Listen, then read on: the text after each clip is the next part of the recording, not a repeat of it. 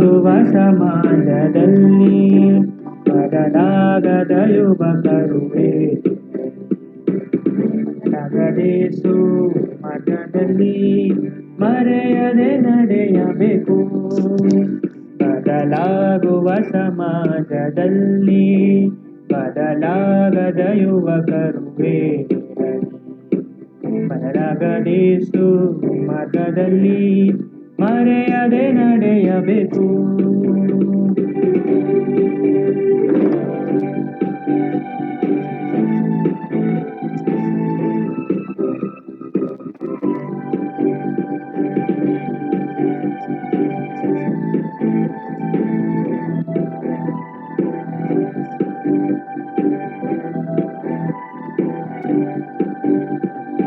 ಓದಿನಲ್ಲಿ ಪದವಿಯಲ್ಲಿ ತುಟಿಯಲ್ಲಿ ಹೃದಯದಲ್ಲಿ ಓದಿನಲ್ಲಿ ಪದವಿಯಲ್ಲಿ ತುಟಿಯಲ್ಲಿ ಹೃದಯದಲ್ಲಿ ಮಾತಿನಲ್ಲಿ ಹಾಡಿನಲ್ಲಿ ಪರಿಶೋಧತೆಯೂ ಇರಬೇಕು. ಪರಿವರ್ತನೆಯೂ ಬರಬೇಕು. ಬದಲಾಗುವ ಸಮಾಜದಲ್ಲಿ ಬದಲಾಗದ ಯುವಕರುವೆ ಬದಲಾಗದೇಸು ಮಾರ್ಗದಲ್ಲಿ ಮರೆಯದೆ ನಡೆಯಬೇಕು.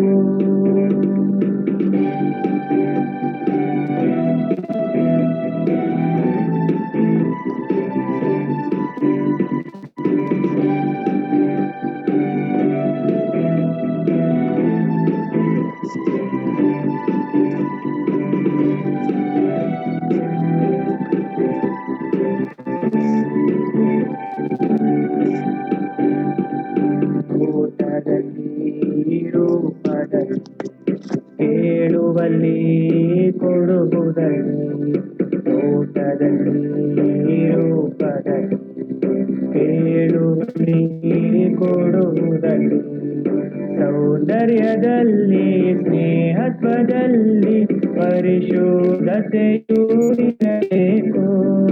ಪರಿವರ್ತನೆಯೂ ಬರಬೇಕು. ಬದಲಾಗುವ ಸಮಾಜದಲ್ಲಿ ಬದಲಾಗದ ಯುವಕರುವೆ ಬದಲಾಗದೇಸು ಮಾರ್ಗದಲ್ಲಿ ಮರೆಯದೆ ನಡೆಯಬೇಕು. ಮರೆಯದೆ ನಡೆಯಬೇಕು.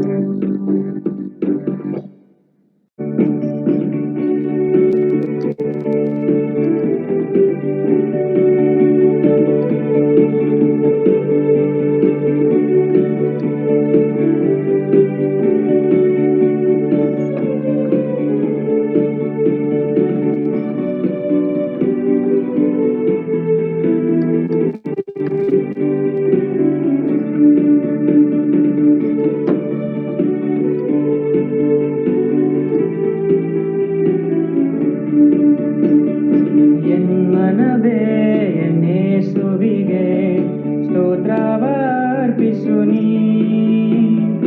ಎನ್ಮನವೇ ಎನ್ನೇಸುವಿಗೆ ಸ್ತೋತ್ರವರ್ಪಿಸು ನೀ. ಸ್ತುತಿಸೋ ಆತನ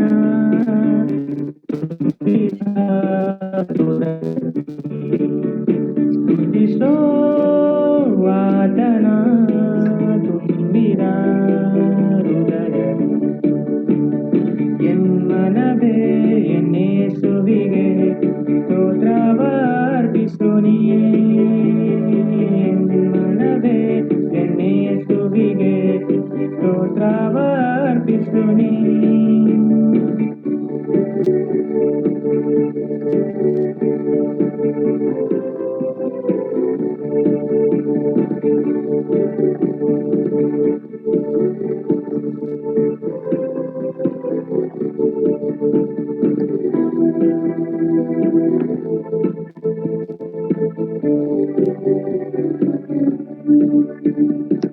ಕಷ್ಟ ನಷ್ಟ ಬಂದರು ನಿನ್ನಾತ ನಡೆಸುವ. ಕಷ್ಟ ನಷ್ಟ ಬಂದರು ನಿನ್ನಾತ ನಡೆಸುವ. ನಂಬು ನೀನು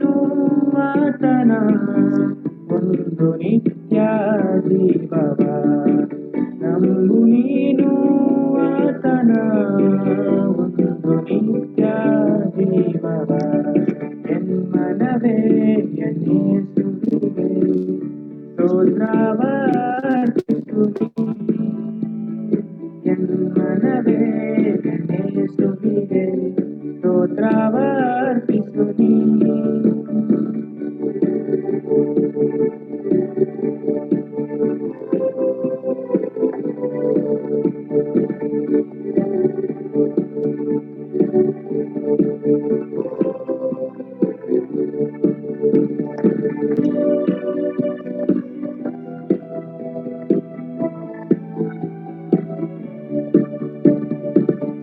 ಕತ್ತಲೆಯ ಲೋಕಕ್ಕೆ ಬೆಳಕು ನೀಡಲು ಬಂದನು ಕತ್ತಲೆಯ ಲೋಕಕ್ಕೆ ಬೆಳಕು ನೀಡಲು ಬಂದನು ತನ್ನ ಜೀವವರ್ಪಿಸಿ ನಿನ್ನ ಪಾಪವ ಕ್ಷಮಿಸಿದ ತನ್ನ ಜೀವವರ್ಪಿಸಿ ನಿನ್ನ ಪಾಪವ ಕ್ಷಮಿಸಿದ ಎನ್ಮನವೇ ಯೇಸುವಿಗೆ ಸ್ತೋತ್ರವಾರ್ಪಿಸುನಿ ಎನ್ಮನವೇ ಯೇಸುವಿಗೆ ಸ್ತೋತ್ರವಾರ್ಪಿಸುನಿ ಸ್ತುತಿಸೋ ಆತನ ತುಂಬಿದ ಹೃದಯದಲ್ಲಿ ಸ್ತುತಿಸೋ ಆತನ ತುಂಬಿದ ಹೃದಯದಲ್ಲಿ. So we've been meditating from the book of 2 Timothy chapter 3 verses 1 to 5 these weeks. ನಾವು ಇದುವರೆಗೆ 2ನೇ ತಿಮೋಥೆಯನ್ನು ಬರೆದ ಪತ್ರಿಕೆ 3ನೇ ಅಧ್ಯಾಯ 1ರಿಂದ 5 ವಚನಗಳನ್ನು ನಾವು ಅಧ್ಯಯನ ಮಾಡುತ್ತಾ ಬಂದೆವು. And here we were studying about the characteristics of the people, those who will come in the last days. ಇಲ್ಲಿ ನಾವು ಕಡೆಯ ದಿನಗಳಲ್ಲಿ ಎಂತಹ ಜನರು ಇರುತ್ತಾರೆ, ಅವರ ಗುಣ ಸ್ವಭಾವಗಳು ಏನಾಗಿರುತ್ತವೆ ಎಂಬುದನ್ನು ನೋಡಿಕೊಂಡೆವು. So we've been looking at 4 kinds of people. First, we looked at lovers of themselves, people who love themselves. ನಾವು ಮುಖ್ಯವಾಗಿ 4 ವಿಧದ ಜನರ ಕುರಿತಾಗಿ ನಾವು ನೋಡಿಕೊಂಡೆವು. ಮೊದಲನೇದಾಗಿ ಸ್ವಾರ್ಥ ಚಿಂತಕರನ್ನು ನಾವು ನೋಡಿಕೊಂಡೆವು, ಅಥವಾ ತಮ್ಮನ್ನು ತಾವು ಪ್ರೀತಿಸಿಕೊಳ್ಳುವ ಜನರು. And then we looked at the lovers of money. ನಂತರ ಹಣದಾಸೆಯುಳ್ಳವರು ಅಥವಾ ಹಣವನ್ನು ಪ್ರೀತಿಸುವ ಜನರ ಕುರಿತಾಗಿ ನೋಡಿಕೊಂಡೆವು. And we spent at least like 3 weeks to study from that. ನಾವು ಸುಮಾರು 3 ವಾರಗಳ ಕಾಲ ಈ ವಿಷಯಗಳನ್ನ ಅಧ್ಯಯನ ಮಾಡಲಿಕ್ಕೆ ನಾವು ತೆಗೆದುಕೊಂಡೆವು. Because we understood that love money is one of the key thing that can distract us from God. ನಾವು ನೋಡಿಕೊಂಡೆವು ಹಣದ ಆಶೆಯು ಅದು ಒಂದು ಪ್ರಾಮುಖ್ಯವಾದ ವಿಷಯವಾಗಿದ್ದುಕೊಂಡು ದೇವರಲ್ಲಿ ನಡೆಯುವುದರಿಂದ ನಮ್ಮನ್ನ ಅದು ಅತ್ತ ಇತ್ತ ಹೋಗುವಾಗೆ ಮಾಡಬಹುದು. And then we are going to today we are looking at people who are loving pleasure. ನಾವು ಈ ದಿನ it comes to the end. Yeah. Okay. ಬಡಾಯಿ ಕೊಚ್ಚಿಕೊಳ್ಳುವರು, ಅಹಂಕಾರಿಗಳು, ದೂಷಕರು, ಸ್ವಾರ್ಥ ಚಿಂತಕರು, ತಂದೆ ತಾಯಿಗಳಿಗೆ ವಿಧೇಯರು, ಉಪಕಾರ ನೆನೆಸಿದವರು. ಅಂದ್ರೆ ಸಂತೋಷವನ್ನ ಅಥವಾ ಲೌಕಿಕವಾದಂತ ಸುಖವನ್ನ ಪ್ರೀತಿಸುವ ಜನರ ಕುರಿತಾಗಿ ನಾವು ನೋಡಿಕೊಳ್ಳೋಣ. Verse 4. What is that?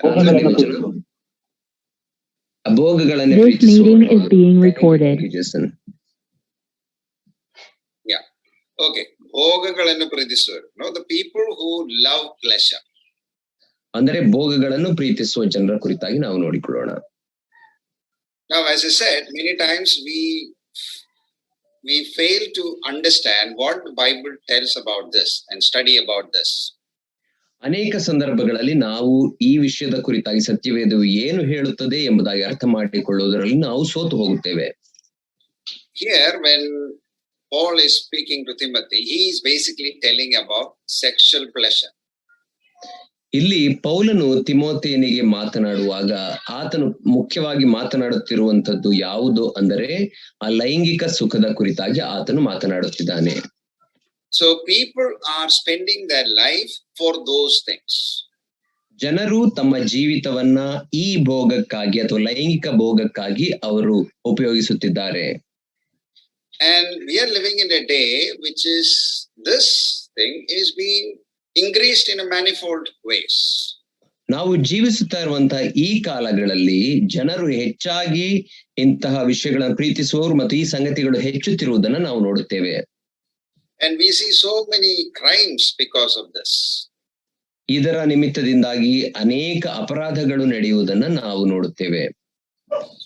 And especially in this time of lockdown, one of the things that we can see is most of the people are in their homes, but they are using their mobile phones for these matters. ಮುಖ್ಯವಾಗಿ ಈ lockdown ಸಮಯದಲ್ಲಿ ನಾವು ನೋಡುವಾಗ ಜನರೆಲ್ಲರೂ ತಮ್ಮ ಕೈಯಲ್ಲಿರುವಂತಹ ಆ mobile ಫೋನ್ಗಳನ್ನ ಈ ಲೈಂಗಿಕವಾದಂತಹ ತೃಪ್ತಿಗಾಗಿ ಉಪಯೋಗಿಸುತ್ತಿದ್ದಾರೆ. Now, as young people, I want you to understand what the Bible says about this and guard ourselves from this problem. ಯೌವನಸ್ಥ ಮಕ್ಕಳಾದಂತಹ ನೀವು ಮತ್ತು ನಾನು ಪ್ರಾಮುಖ್ಯವಾಗಿ ಸತ್ಯವೇದವು ಈ ವಿಷಯದಲ್ಲಿ ಏನು ಹೇಳುತ್ತದೆ ಎಂಬುದಾಗಿ ಮತ್ತು ನಮ್ಮ ಹೃದಯಗಳನ್ನು ನಾವು ಕಾಪಾಡಿಕೊಳ್ಳುವುದರ ವಿಷಯದಲ್ಲಿ ಹೇಗೆ ಹೋಗಬೇಕು ಎಂಬುದಾಗಿ ನೋಡಿಕೊಳ್ಳೋಣ.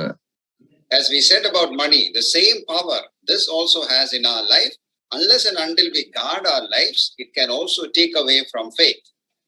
ನಾವು ಹಣದಾಶೆಯ ವಿಷಯದಲ್ಲಿ ಮಾತನಾಡಿಕೊಳ್ಳುವಾಗ ಹಣದಾಶೆ ಅದು ನಮ್ಮ ಜೀವಿತದಲ್ಲಿ ಯಾವ ತೊಂದರೆಯನ್ನು ಉಂಟು ಮಾಡುತ್ತದೋ ಅದೇ ತೊಂದರೆಯನ್ನ ಈ ಸಮಸ್ಯೆಯೂ ಕೂಡ ನಮ್ಮ ಹೃದಯಗಳನ್ನ ಕಾಪಾಡಿಕೊಳ್ಳದೆ ಹೋದರೆ ನಮ್ಮ ಜೀವಿತದಲ್ಲಿ ಮಾಡುವಂತದ್ದಾಗಿರುತ್ತದೆ. Okay. For example, now I'm telling this because if you look into India has the third rank in the world which uses the mobile phones to access pornography sites in the world. ನಾನು ಈಗ ನಿಮಗೆ screen ನಲ್ಲಿ ತೋರಿಸ್ತಿರುವಂತಹ ಅಂಕಿಅಂಶಗಳ ಪ್ರಕಾರ ಭಾರತ ದೇಶವು ಈ ಒಂದು ಅಶ್ಲೀಲ ಚಿತ್ರಗಳ ಆ ಒಂದು ವೆಬ್ಸೈಟ್ ಗಳನ್ನು ಉಪಯೋಗಿಸುವುದರಲ್ಲಿ ಪ್ರಪಂಚದಲ್ಲೇ 3ನೇ ಸ್ಥಾನದಲ್ಲಿದೆ. Means so many young people and even older people are using these things for their own pleasure.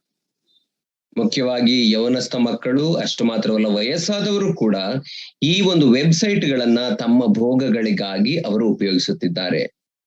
More than 60% of the download is regarding these kind of pictures and videos.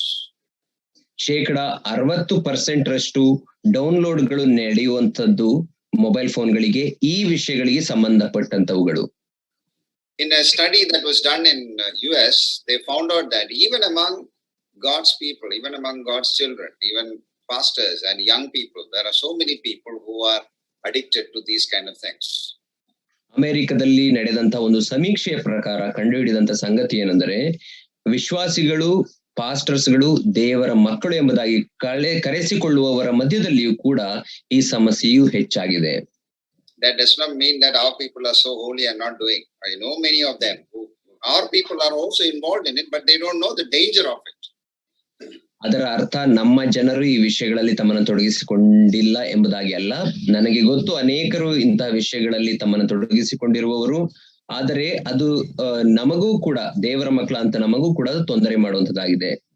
So in order to understand this, I just want to understand what the Bible says about sex and sexual pleasure.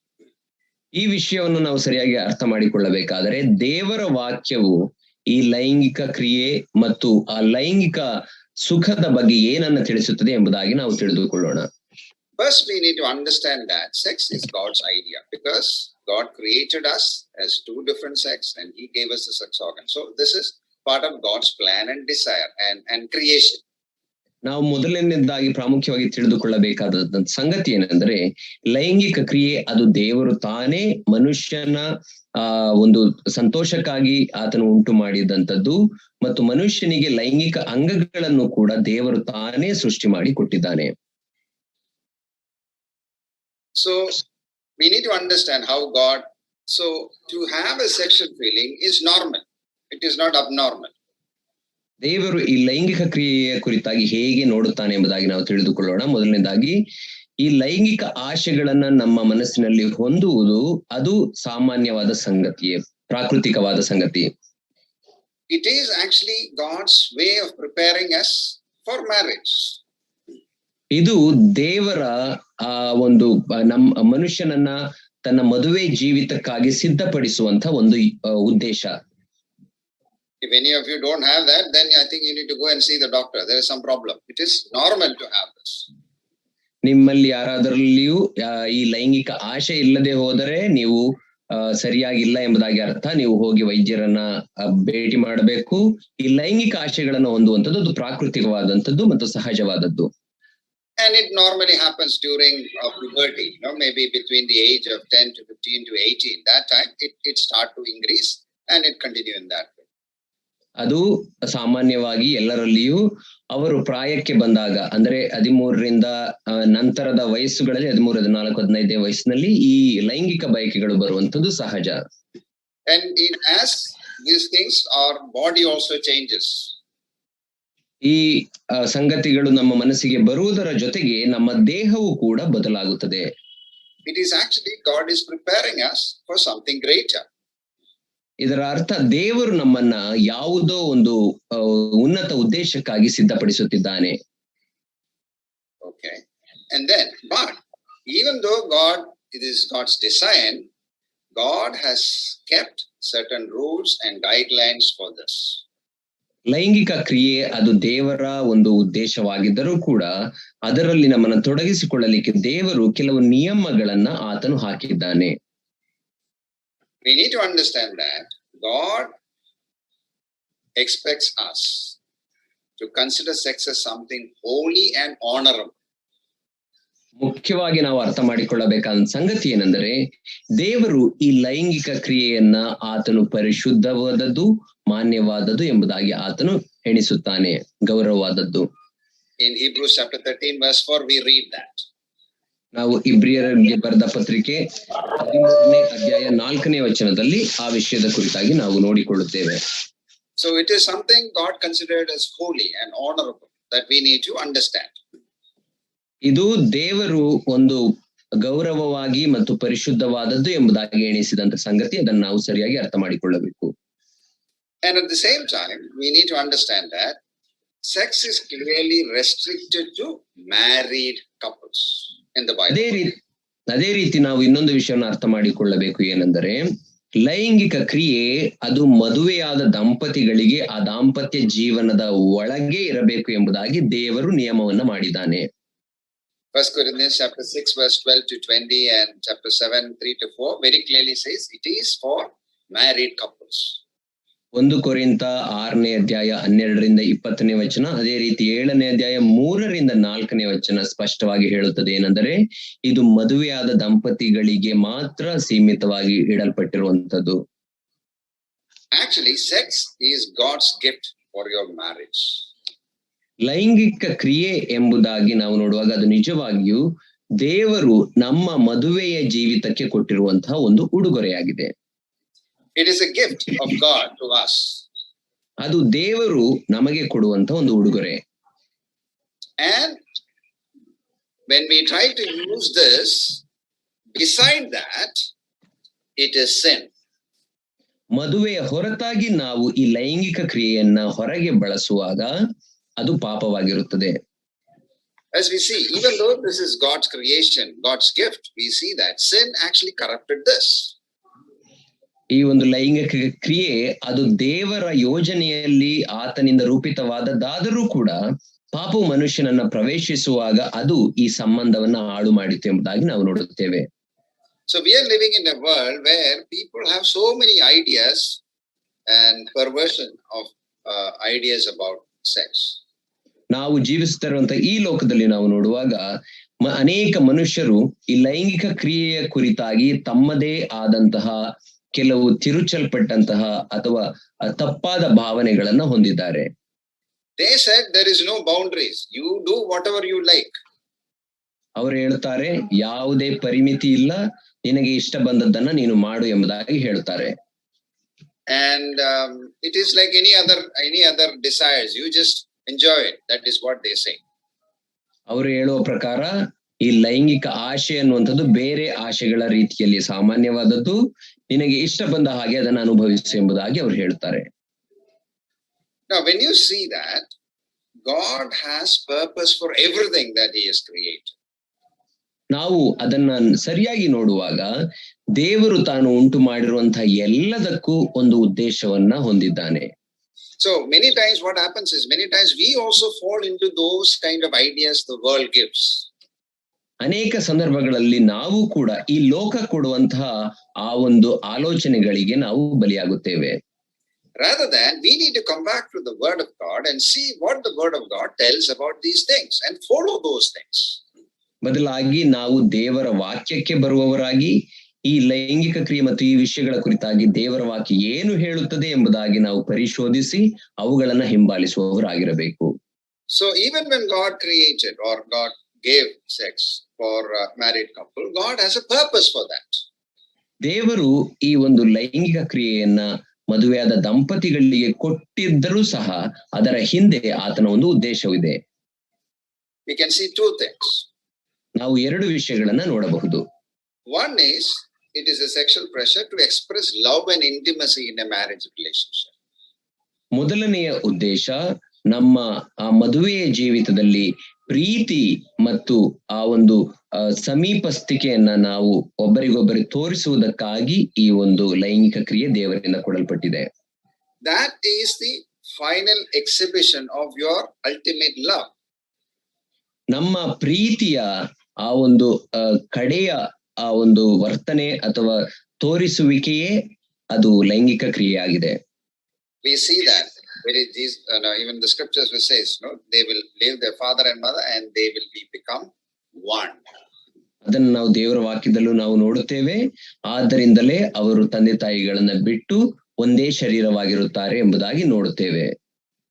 And then secondly, out of that loving relationship, God expects childbearing also. ಆ ಒಂದು ಪ್ರೀತಿಸುವಂತಹ ಆ ಅನ್ಯೋನ್ಯ ಜೀವಿತದ ಸಲುವಾಗಿ ಮಕ್ಕಳನ್ನ ಎರುವ ಮತ್ತು ಮಕ್ಕಳಿಗೆ ಜನ್ಮ ನೀಡುವ ಉದ್ದೇಶವನ್ನು ದೇವರು ಹೊಂದಿದ್ದಾನೆ. Yeah, sometimes some people don't have that, but again, these are the main thing that we see God has. When God gave us this gift, these are the purposes for that. ಅನೇಕ ಸಂದರ್ಭಗಳಲ್ಲಿ ಕೆಲವರಿಗೆ ಮಕ್ಕಳಿರುವುದಿಲ್ಲ, ಆದರೂ ಕೂಡ ದೇವರ ಉದ್ದೇಶ ಈ ಪ್ರಾಮುಖ್ಯವಾದಂತಹ ಎರಡು ಉದ್ದೇಶಗಳಾಗಿವೆ ಲೈಂಗಿಕ ಕ್ರಿಯೆಯನ್ನ ನಮಗೆ ಕೊಟ್ಟಿರುವಂತದ್ದು. So whenever you use these things other than these purposes, we are actually misusing the gift or abusing the gift that God has given us. ನೀವು ದೇವರು ಕೊಟ್ಟಿರುವಂತಹ ಈ ಉಡುಗೊರೆಯನ್ನ ದೇವರ ಈ ಉದ್ದೇಶದ ಹೊರತಾಗಿ ಬೇರೆ ರೀತಿಯಲ್ಲಿ ನೀವು ಉಪಯೋಗಿಸುವಾಗ ನೀವು ಅದನ್ನ ದುರುಪಯೋಗ ಪಡಿಸಿಕೊಳ್ಳುತ್ತಿದ್ದೀರಿ ಮತ್ತು ದೇವರಿಗೆ ವಿರುದ್ಧವಾಗಿ ಪಾಪ ಮಾಡುತ್ತಿದ್ದೀರಿ. I want you to understand this picture. ನಾನು ನೀವೆಲ್ಲರೂ ಈ ಸ್ಕ್ರೀನ್ ಮೇಲೆ ಇರುವಂತಹ ಈ ಚಿತ್ರವನ್ನು ಅರ್ಥ ಮಾಡಿಕೊಳ್ಳಬೇಕೆಂಬುದಾಗಿ ಬಯಸುತ್ತೇನೆ.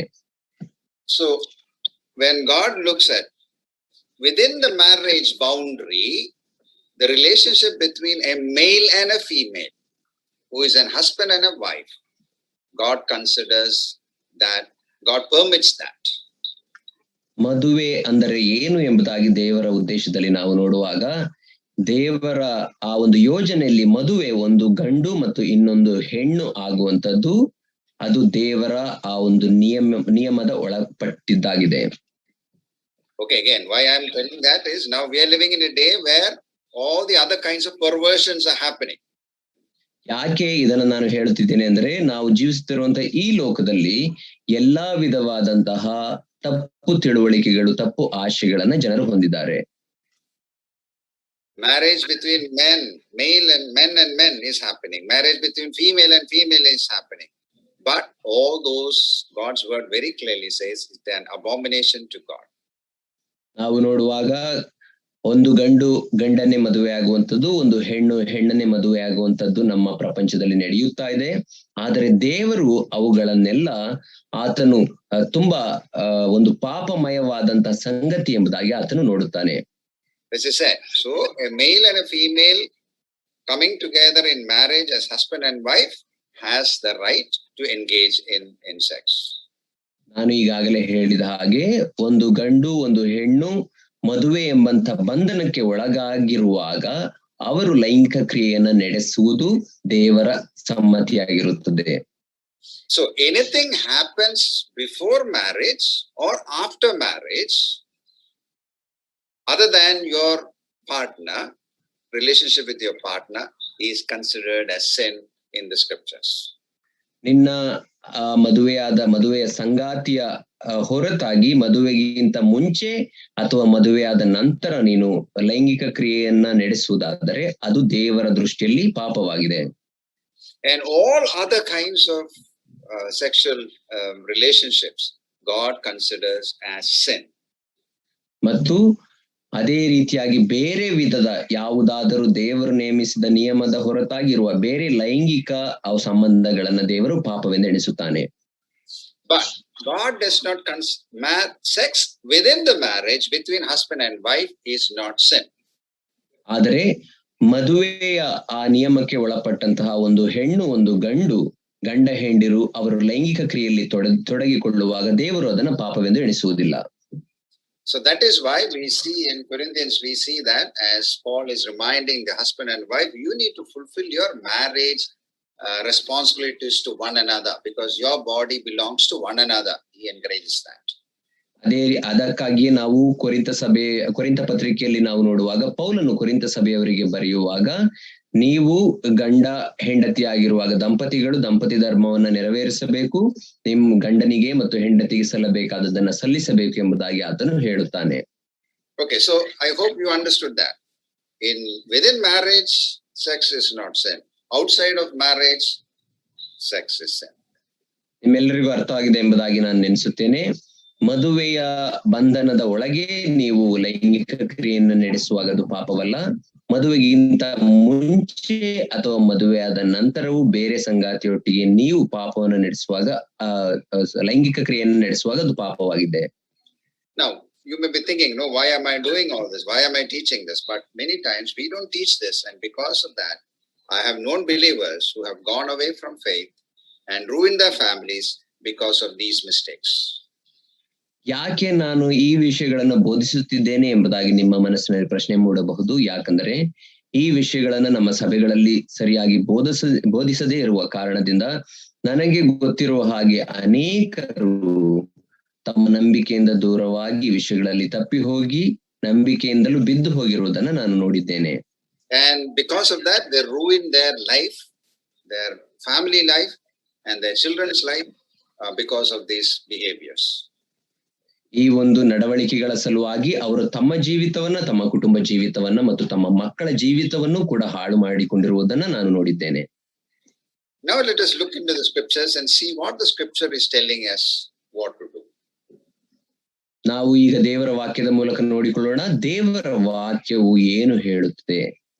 1 Thessalonians chapter 4 verse 3 to 8, we see that there it says, this is the will of God, your sanctification, that you abstain from sexual immorality. 1 ಥೆಸಲೋನಿಕದವರಿಗೆ ಬರೆದ ಪತ್ರಿಕೆ 4ನೇ ಅಧ್ಯಾಯ 3ರಿಂದ 8ನೇ ವಚನಗಳವರೆಗೆ ನಾವು ನೋಡುವಾಗ ಅಲ್ಲಿ ಪೌಲನು ಹೇಳೋ ಪ್ರಕಾರ ಇದು ನೀವು ವ್ಯಭಿಚಾರದಿಂದ ದೂರವಿರಬೇಕು ಎಂಬುದು ದೇವರ ಚಿತ್ತವಾಗಿದೆ ಎಂಬುದಾಗಿ ಆತನು ಹೇಳುತ್ತಾನೆ. And then he says, these are the behaviors of the Gentiles who do not know God. ನಂತರ ಆತನು ಹೇಳುತ್ತಾನೆ, ಇವು ದೇವರನ್ನ ಅರಿಯದ ಅನ್ಯ ಜನರ ನಡವಳಿಕೆಗಳಾಗಿವೆ ಎಂಬುದಾಗಿ ಆತನು ಹೇಳುತ್ತಾನೆ. Even when Paul is writing to the Corinthians, he says that some of you were like this, some of you were living in these sin, but now you have come to Christ, so you cannot continue in those things. ಮತ್ತು ಕೊರಿಂಥದವರಿಗೆ ಬರೆಯುವಾಗಲೂ ಕೂಡ ಪೌಲನು ಹೇಳುತ್ತಾನೆ, ನಿಮ್ಮಲ್ಲಿ ಕೆಲವರು ಅಂಥವರಾಗಿದ್ದೀರಿ, ಆದರೆ ಈಗ ಕರ್ತನನ್ನ ನೀವು ಅಂಗೀಕರಿಸಿಕೊಂಡ ನಂತರ ಮತ್ತೆ ಅದೇ ನಡವಳಿಕೆಗಳಲ್ಲಿ ಮುಂದುವರಿಯಬಾರದು ಎಂಬುದಾಗಿ ಹೇಳುತ್ತಾನೆ. So God wants us to be as part of His holiness. God is saying that we should be keeping our lives away from all kinds of sexual immorality. ಆದ್ದರಿಂದಲೇ ದೇವರು ತನ್ನ ಪರಿಶುದ್ಧತೆಯ ಆ ಒಂದು ಚಿತ್ತಕ್ಕೆ ತಕ್ಕ ಹಾಗೆ ನಾವು ನಮ್ಮನ್ನ ಆ ಒಂದು ಲೈಂಗಿಕ ಪಾಪದಲ್ಲಿ ಅಥವಾ ಜಾರತ್ವಕ್ಕೆ ಸಿಕ್ಕಿ ಹಾಕಿಕೊಳ್ಳದೆ ಹಾಗೆ ಕಾಪಾಡಿಕೊಳ್ಳಬೇಕು ಎಂಬುದಾಗಿ ಆತನು ಬಯಸುತ್ತಾನೆ. Now in 1 Corinthians chapter 6 verse 19 and 20, here is another reason why God gives how we should care for our bodies. 1 ಕೊರಿಂಥದವರಿಗೆ ಬರೆದ ಪತ್ರಿಕೆ 6ನೇ ಅಧ್ಯಾಯ 19ರಿಂದ 20ನೇ ವಚನಗಳವರೆಗೆ ನಾವು ನೋಡುವಾಗ ಅಲ್ಲಿ ನಮ್ಮ ದೇಹಗಳನ್ನು ನಾವು ಹೇಗೆ ಸಂರಕ್ಷಿಸಿಕೊಳ್ಳಬೇಕು ಎಂಬುದಾಗಿ ಹೇಳಲ್ಪಟ್ಟಿದೆ. There we see that God's word very clearly says that our bodies are the temple of the Spirit of God.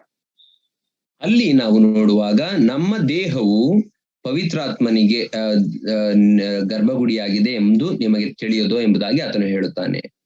So our temple, our body is a temple of God. ನಮ್ಮ ದೇಹವು ಅದು ದೇವರ ಆಲಯವಾಗಿದೆ.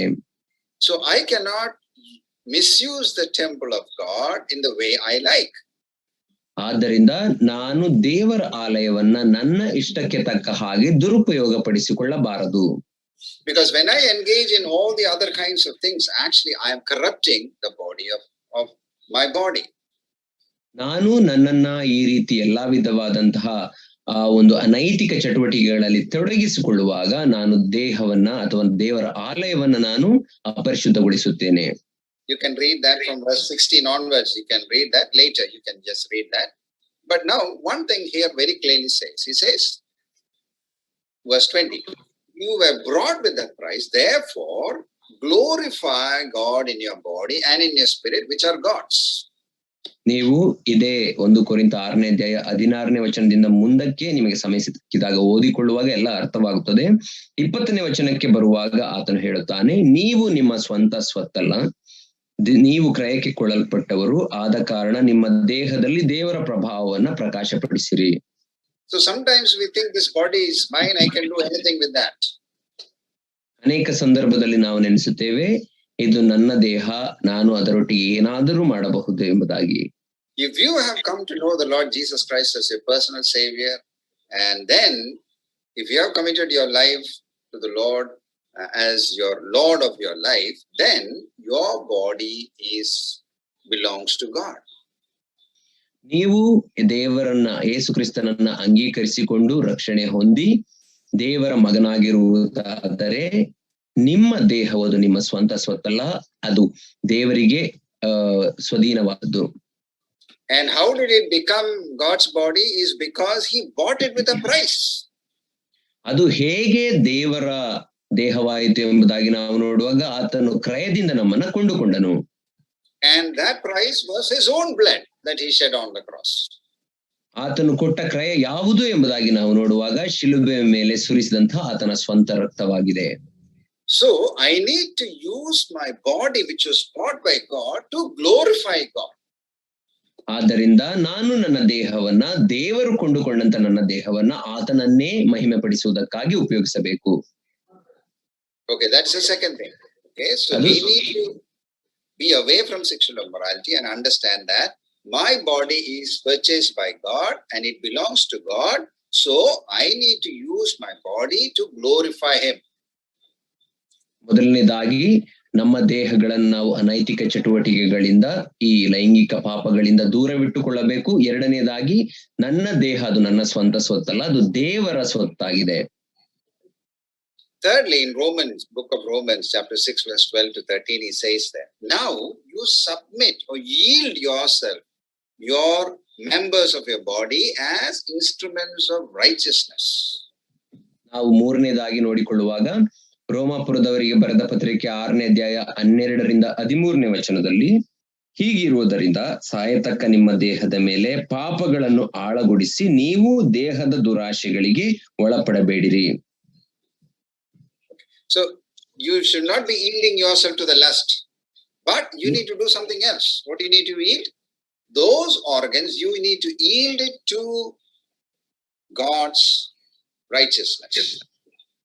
ಅಲ್ಲಿ 12ನೇ ವಚನದಲ್ಲಿ ನಿಮ್ಮ ದೇಹದ ಮೇಲೆ ಈ ಲೈಂಗಿಕವಾದಂತ ದುರಾಶೆಗಳನ್ನ, ಪಾಪಗಳನ್ನ ಆಳಗೊಡಿಸಬಾರದು, ಬದಲಾಗಿ ಏನು ಮಾಡಬೇಕಂತೆ 13ನೇ ವಚನದಲ್ಲಿ, ಇದು ಮಾತ್ರವಲ್ಲದೆ ನೀವು ನಿಮ್ಮ ಅಂಗಗಳನ್ನು ಪಾಪಕ್ಕೆ ಒಪ್ಪಿಸುವವರಾಗಿದ್ದು ದುಷ್ಟತ್ವವನ್ನು ನಡೆಸುವ ಸಾಧನಗಳಾಗ ಮಾಡಬೇಡಿರಿ, ಆದರೆ ಸತ್ತರೊಳಗಿಂದ ಜೀವಿತರಾಗಿರಲಾಗಿ ನಿಮ್ಮನ್ನು ದೇವರಿಗೆ ಒಪ್ಪಿಸಿಕೊಟ್ಟು ನಿಮ್ಮ ಅಂಗಗಳನ್ನು ನೀತಿ ಕೃತ್ಯಗಳನ್ನು ನಡೆಸುವ ಸಾಧನಗಳನ್ನಾಗಿ ಆತನಿಗೆ ಸಮರ್ಪಿಸಿರಿ. Now, if you see one word that is there, no, let not sin reign in your mortal body. It was reigning in our mortal body, ruling in our body. ಅಲ್ಲಿ ಒಂದು ವಚನವನ್ನ ನಾವು ನೋಡಿಕೊಳ್ಳುವಾಗ ಪಾಪವನ್ನ ಆಳಗೊಡಿಸಬೇಡಿರಿ ನಿಮ್ಮ ದೇಹದ ಮೇಲೆ ಎಂಬುದಾಗಿ ನಾವು ನೋಡುತ್ತೇವೆ. ಯಾಕಂದ್ರೆ ನಾವು ಮೊದಲು ಪಾಪಕ್ಕೆ ಗುಲಾಮರಾಗಿದ್ದೆವು. But now you have another master. ಆದರೆ ಈಗ ನಿಮಗೆ ಇನ್ನೊಬ್ಬ ಯಜಮಾನನಿದ್ದಾನೆ. Earlier, sin was your master, or Satan was your master, and you yielded your body and your members of your body to fulfill its purposes. ಮೊದಲು ನೀವು ಪಾಪಕ್ಕೆ ದಾಸರಾಗಿದ್ದೀರಿ, ಪಾಪವು ಅಥವಾ ಸೈತಾನನು ನಿಮ್ಮ ಯಜಮಾನನಾಗಿದ್ದನು. ಆದರೆ ಈಗ ನಿಮ್ಮ ದೇಹಕ್ಕೆ ದೇವರು ಯಜಮಾನನಾಗಿದ್ದಾನೆ. So you need to use your body to serve him, to glorify him. So what you need to do, you submit to this master. ಆದ್ದರಿಂದ ನಿಮ್ಮ ದೇಹಗಳನ್ನ ಈ ಯಜಮಾನನನ್ನ ಮಹಿಮೆ ಪಡಿಸುವುದಕ್ಕಾಗಿ ಆತನ ಸೇವೆಗಾಗಿ ಉಪಯೋಗಿಸಬೇಕು. And then, but many times we don't know how to do it. Many times we fail. ಅನೇಕ ಸಂದರ್ಭಗಳಲ್ಲಿ ನಮಗೆ ಹೇಗೆ ನಮ್ಮ ದೇಹಗಳನ್ನ ದೇವರಿಗೆ ಒಪ್ಪಿಸಿಕೊಟ್ಟು ಆತನ ಸೇವೆ ಮಾಡುವುದು ಎಂಬುದಾಗಿ ಗೊತ್ತಾಗುವುದಿಲ್ಲ. ಅನೇಕ ಸಂದರ್ಭದಲ್ಲಿ ಸೋಲುತ್ತೇವೆ. Now, this is where in Galatians chapter 5, verse 16 to 21, he says, how do you overcome this? ಗಲಾತ್ಯದವರಿಗೆ ಬರೆದ ಪತ್ರಿಕೆ 5ನೇ ಅಧ್ಯಾಯ 16ರಿಂದ 21ನೇ ವಚನದಲ್ಲಿ ನಾವು ನೋಡುವಾಗ ಇದನ್ನ ನೀವು ಗೆಲ್ಲುವುದು ಹೇಗೆ ಎಂಬುದಾಗಿ ಅಲ್ಲಿ ನೋಡುತ್ತೇವೆ. So he says, walk by the Spirit and you will not gratify the desires of the flesh. ಅಲ್ಲಿ ಆತನು ಪವಿತ್ರಾತ್ಮನಿಂದ ತುಂಬಿದವರಾಗಿ ನಡೆಯಿರಿ, ಆಗ ನಿಮ್ಮ ದೇಹದ ದುರಾಶೆಗಳಿಗೆ ನೀವು ಒಳಗಾಗುವುದಿಲ್ಲ ಎಂಬುದಾಗಿ ಹೇಳುತ್ತಾನೆ. So you need to walk by the Spirit. ನೀವು ಪವಿತ್ರಾತ್ಮನಿಂದ ತುಂಬಿದವರಾಗಿ ನಡೆಯಬೇಕು. You see, as human beings, we don't have the power to overcome many of the fleshly sins. ಯಾಕೆಂದರೆ ಮಾನವರಾಗಿ ನಾವು ನಮ್ಮ ಶಾರೀರಿಕವಾದಂತಹ ಯಾವುದೇ ಪಾಪಗಳನ್ನ ಗೆಲ್ಲುವುದಕ್ಕೆ ಶಕ್ತಿಯನ್ನ ಹೊಂದಿಲ್ಲ. Many times we fail. ಅನೇಕ ಸಂದರ್ಭದಲ್ಲಿ ನಾವು ಸೋಲುತ್ತೇವೆ. That is where when we accept the Lord Jesus Christ, then God gives us the Spirit who is within us, who will empower us to overcome the desires of the flesh. ಆದ್ದರಿಂದಲೇ ನಾವು ಯೇಸು ಕ್ರಿಸ್ತನನ್ನ ಸ್ವಂತ ರಕ್ಷಕನನ್ನಾಗಿ ಅಂಗೀಕರಿಸಿಕೊಳ್ಳುವಾಗ ಆತನು ಪವಿತ್ರಾತ್ಮನನ್ನ ನಮಗೆ ಕೊಡುತ್ತಾನೆ. ಆತನು ಈ ಲೈಂಗಿಕ ಪಾಪಗಳನ್ನ ಗೆಲ್ಲುವಂತ, ಶರೀರದ ದುರಿಚೆಗಳನ್ನ ಗೆಲ್ಲುವಂತ ಶಕ್ತಿಯನ್ನ ಕೊಡುತ್ತಾನೆ. God's Spirit gives us the strength to overcome this. ದೇವರ ಆತ್ಮನು ಈ ಪಾಪಗಳನ್ನ ಗೆಲ್ಲಲಿಕ್ಕೆ ನಮಗೆ ಶಕ್ತಿಯನ್ನ ಕೊಡುತ್ತಾನೆ. And that is why in Ephesians chapter 5 verse 18 and 21 it says that you should be filled with the Spirit. ಆದ್ದರಿಂದಲೇ ಎಫೆಸದವರಿಗೆ ಬರೆದ ಪತ್ರಿಕೆ 5ನೇ ಅಧ್ಯಾಯ 18ರಿಂದ 21ನೇ ವಚನದಲ್ಲಿ ಹೇಳುವ ಪ್ರಕಾರ ನಾವು ಪರಿಶುದ್ಧಾತ್ಮನಿಂದ ತುಂಬಿದವರಾಗಿರಬೇಕು. So what does that mean? It means to be controlled by the Spirit in our day-to-day walk. ಪವಿತ್ರಾತ್ಮನಿಂದ ತುಂಬುವುದು ಅಂದರೆ ಏನು? ನಮ್ಮ ಜೀವಿತಗಳಲ್ಲಿ, ಪ್ರತಿದಿನದ ಜೀವಿತದಲ್ಲಿ ಪವಿತ್ರಾತ್ಮನಿಂದ ನಿಯಂತ್ರಿಸಲ್ಪಟ್ಟವರಾಗಿ ನಾವು ಜೀವಿಸುವುದು. So we control our life. The Spirit of God controls our thoughts, our life, our body, our organs. Everything is controlled by Him. ಅಂದರೆ ನಮ್ಮ ಜೀವಿತವನ್ನ, ನಮ್ಮ ಜೀವಿತದ ಎಲ್ಲವನ್ನ, ನಮ್ಮ ನಡೆ, ನುಡಿ, ಕಾರ್ಯಗಳು ಮತ್ತು ನಮ್ಮ ಆಲೋಚನೆಗಳು ಎಲ್ಲವನ್ನ ಪವಿತ್ರಾತ್ಮನು ಆತನು ನಿಯಂತ್ರಿಸುವವನಾಗಿರುತ್ತಾನೆ. Okay, now I just want to give you some practical things how to overcome these temptations as we face in our day-to-day lives. ನಾನು ನಿಮಗೆ ಕೆಲವು ಪ್ರಾಯೋಗಿಕವಾದಂತ ಸಂಗತಿಗಳನ್ನು ತಿಳಿಸಲಿಕ್ಕೆ ಇಷ್ಟಪಡುತ್ತೇನೆ. ಹೇಗೆ ನಮ್ಮ ದಿನನಿತ್ಯದ ಜೀವಿತಗಳಲ್ಲಿ ಈ ಲೈಂಗಿಕವಾದ ಶೋಧನೆಗಳಿಂದ ಹೊರಬರುವುದು ಅಥವಾ ಗೆಲ್ಲುವುದು. Now, one of the things that you need to understand is you need to understand when I am more tempted sexually in my life. ಮೊದಲನೇದಾಗಿ ನಾವು ಅರ್ಥ ಮಾಡಿಕೊಳ್ಳಬೇಕಾದಂತಹ ಸಂಗತಿ ಏನೆಂದರೆ, ಲೈಂಗಿಕವಾದಂತಹ ಶೋಧನೆಗಳು ನಮಗೆ ಯಾವಾಗ ಬರುತ್ತವೆ ಎಂಬುದಾಗಿ ಅರ್ಥ ಮಾಡಿಕೊಳ್ಳಬೇಕು. Is it when I am hungry or when I am angry or sometimes I am lonely or not lazy or tired? What is the time? You understand yourself. ಯಾವ ಸಂದರ್ಭಗಳಲ್ಲಿ ನಾನು ಹಸಿದಿರುವಾಗಲ, ನಾನು ಕೋಪದಲ್ಲಿರುವಾಗಲ, ನಾನು ಏಕಾಂತದಲ್ಲಿರುವಾಗಲ ಅಥವಾ ನಾನು ದಣಿದಿರುವಾಗ ಈ ಆಶೆಗಳು ಅಥವಾ ಶೋಧನೆಗಳು ನನಗೆ ಬರುತ್ತವೆ ಎಂಬುದಾಗಿ ನಿಮ್ಮನ್ನ ನೀವು ಅರ್ಥ ಮಾಡಿಕೊಳ್ಳಬೇಕು. And the other thing is, ಇನ್ನೊಂದು ಸಂಗತಿ, as much as possible and reasonable the sights and situations that arose unfitting desire for these things. ಆದಷ್ಟು ಮಟ್ಟಿಗೆ ನೀವು ಈ ಲೈಂಗಿಕವಾದಂತಹ ಶೋಧನೆಗೆ ನಮ್ಮನ್ನ ಒಳಪಡಿಸುವಂತಹ ಸಂದರ್ಭಗಳು ಮತ್ತು ಅಂತಹ ದೃಶ್ಯಗಳಿಂದ ನಮ್ಮನ್ನ ನಾವು ಕಾಪಾಡಿಕೊಳ್ಳಬೇಕು. As I said, basically we need to guard ourselves. ನಾನು ಹೇಳಿದ ಹಾಗೆ ನಾವು ಪ್ರಾಮುಖ್ಯವಾಗಿ ನಮ್ಮನ್ನ ನಾವು ಕಾಪಾಡಿಕೊಳ್ಳಬೇಕು. So if you know that if I go in that place, if I use this place, if I see that, if I am being tempted, I need to avoid those things. ನಿಮಗೆ ಗೊತ್ತಿರುವುದಾದರೆ ಆ ಸ್ಥಳಕ್ಕೆ ಹೋಗುವಾಗ ನಾನು ಶೋಧಿಸಲ್ಪಡುತ್ತೇನೆ ಅಥವಾ ಇಂತಹ ವ್ಯಕ್ತಿಗಳೊಟ್ಟಿಗೆ ಅಥವಾ ಇಂತಹ ಚಿತ್ರವನ್ನ ನಾನು ನೋಡುವಾಗ ನಾನು ಶೋಧನೆಗೆ ಒಳಗಾಗುತ್ತೇನೆ ಎಂಬುದಾಗಿ ಗೊತ್ತಾಗುವಾಗ ಅಂತಹ ಸಂದರ್ಭಗಳನ್ನ ನೀವು ನಿಯಂತ್ರಿಸಬೇಕು ಅಥವಾ ಅಂತಹ ಸಂದರ್ಭಗಳಿಗೆ ಅವಕಾಶ ಕೊಡಬಾರದು. So for example, when you know that if you are lonely in a room alone, nothing else to do, then if you are tempted, so you need to come out and be with the people. ಒಂದು ವೇಳೆ ನೀವು ನಿಮ್ಮ ಕೋಣೆಯಲ್ಲಿ ಏಕಾಂತದಲ್ಲಿರುವಾಗ ನಾನು ಅಂತಹ ಪಾಪಗಳಿಗೆ ಅಥವಾ ಶೋಧನೆಗೆ ಒಳಗಾಗುತ್ತೇನೆ ಎಂಬುದಾಗಿ ಅನ್ನಿಸುವುದಾದರೆ ನೀವು ಹೊರಗೆ ಬಂದು ಜನರೊಟ್ಟಿಗೆ ಬೆರೆಯಬೇಕಾಗುತ್ತದೆ. So that is why in 2 Timothy verse 2 verse 22 it says flee from youthful passions. ಆದ್ದರಿಂದಲೇ 2ನೇ ತಿಮೋಥೆಯನಿಗೆ ಬರೆದ ಪತ್ರಿಕೆ 2ನೇ ಅಧ್ಯಾಯ 22ನೇ ವಚನದಲ್ಲಿ ಹೇಳುವ ಪ್ರಕಾರ ಯೌವನದ ಇಚ್ಛೆಗಳಿಗೆ ದೂರವಾಗಿರು ಅಥವಾ ಓಡಿ ಹೋಗು. Then make no provision for the flesh to gratify its desires.